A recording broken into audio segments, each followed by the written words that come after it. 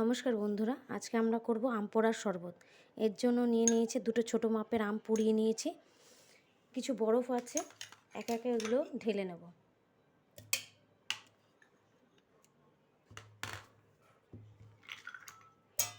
বরফ দিয়ে দিলাম,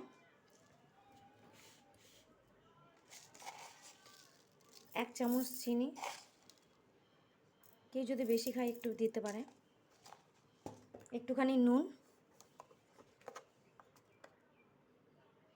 অ্যাড করে দিলাম। এবার এটাকে মিক্স করে নেব। আমার পেস্টটা হয়ে গেছে, এবার এই পেস্টটা ঢেলে দেবো।